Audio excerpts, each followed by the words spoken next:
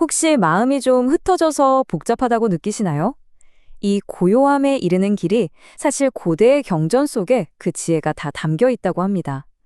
자, 지금부터 저랑 같이 한번 그 내면의 평화를 찾아 떠나볼까요? 자, 시작하기 전에 우리 스스로한테 한번 솔직하게 물어볼까요? 나는 정말로 내 행복을 내 손에 쥐고 있을까? 내가 통제하고 있는 걸까? 바로 이 질문에서부터 모든 게 시작됩니다. 아함경에 이런 구절이 나와요. 사물을 내 스스로 보지 못하고 남의 눈으로 보아온 그 그릇된 버릇에서 벗어나야 한다. 이게 바로 우리 여정의 첫 번째 실마리인데요. 한번 생각해 보세요.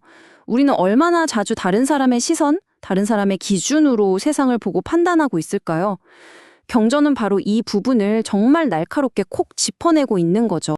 그래서 첫 번째 단계는 바로 이겁니다. 나 자신의 눈으로 보기. 그러니까 다른 사람의 인정이나 평가에서 좀 자유로워지는 거죠. 이게 정확히 뭘 의미하는 건지 지금부터 한번 제대로 파고 들어가 보죠. 핵심은 사실 되게 간단해요. 우리가 다른 사람 의견에 자꾸 의존하게 되면 내 안의 중심이 막 흔들리기 시작하는 거예요. 나만의 경험, 나만의 안정감, 이런 걸 다 잃어버리게 되는 거죠. 그러다 보면 내면의 목소리는 점점 작아지고 바깥의 시끄러운 소리들만 마음을 가득 채우게 되는 겁니다. 아, 그렇다면 이 모든 것의 진짜 근원은 대체 어디에 있는 걸까요? 자, 두 번째 원리가 바로 이겁니다. 마음이 곧 당신의 세계를 만든다. 무슨 뜻이냐면요. 우리의 모든 경험이 사실 바깥이 아니라 바로 내 안에서 시작된다는 거죠. 법규경에서는 아주 강력한 진실 하나를 이야기합니다. 바로 모든 것은 마음에 따라 이루어진다는 건데요. 이게 무슨 말이냐면 우리의 생각 하나하나, 그 의도 하나하나가 결국 현실을 만들어낸다는 거예요. 그러니까 우리가 세상을 어떻게 보고 어떻게 반응하느냐가 곧 나의 세계가 된다는 거죠. 자, 그럼 이 마음의 법칙이라는 게 대체 어떻게 작용하는 걸까요? 먼저 좀 안 좋은 쪽부터 한번 살펴볼게요. 만약에 우리가 좀 사악한, 부정적인 마음을 품고 말을 하거나 행동을 한다면 그 결과는 과연 어떻게 될까요? 결과는 아주 명확합니다.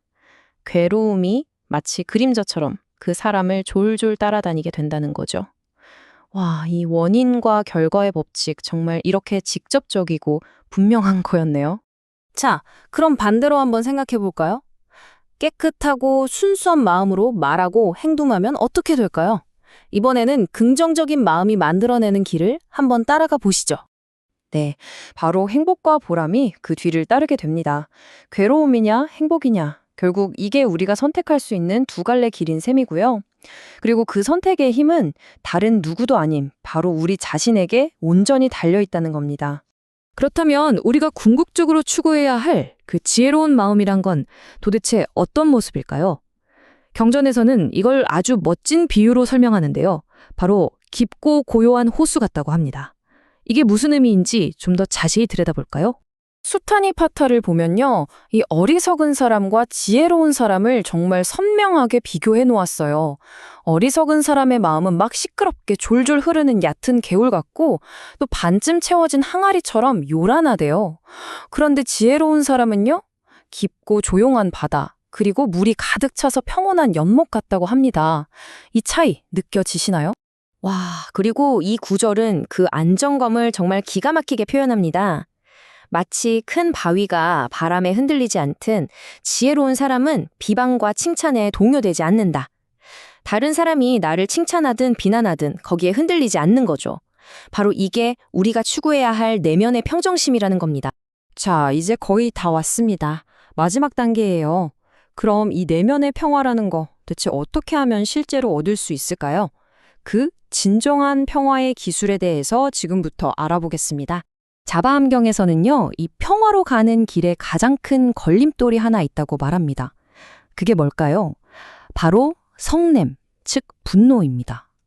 이 분노가 깨달음의 씨앗을 아예 없애버리는 아주 무서운 독과 같다고 경고하고 있어요. 그런데 이 분노를 잘 다스리기만 하면 우리가 얻는 이득이 정말 현실적이에요. 일단 밤에 잠을 편안하게 잘 수 있고요. 마음속의 근심과 걱정이 사라진다고 합니다.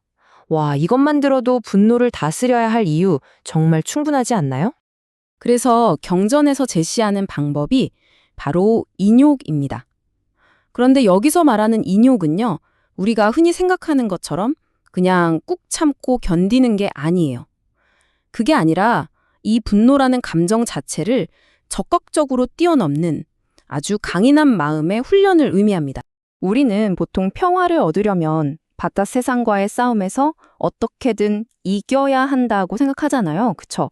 하지만 경전은요, 여기서 완전히 다른 차원의 이야기를 들려줍니다. 바로 이 구절입니다. 승리는 원한을 가져오고 패배는 스스로를 비하한다. 이기고 지는 마음 모두 떠나 다투지 않으면 저절로 편해진다. 결국 이기고 지려는 그 마음 자체를 내려놓으라는 거죠. 생각해보면 이기면 상대방의 원망을 사고 지면 내가 괴롭잖아요. 이 둘을 모두 떠나버릴 때 비로소 진짜 다툼 없는 평화가 찾아온다는 정말 깃튼 가르침입니다. 자, 이제 이 고대의 지혜를 우리 각자의 삶으로 가져와 볼 시간입니다. 여러분은 지금 혹시 내 마음의 평화까지 대가로 치르면서 필사적으로 좇고 있는 승리가 있나요? 오늘 그 답을 스스로에게 한번 조용히 물어보면서 이 여정을 마무리해 볼까 합니다.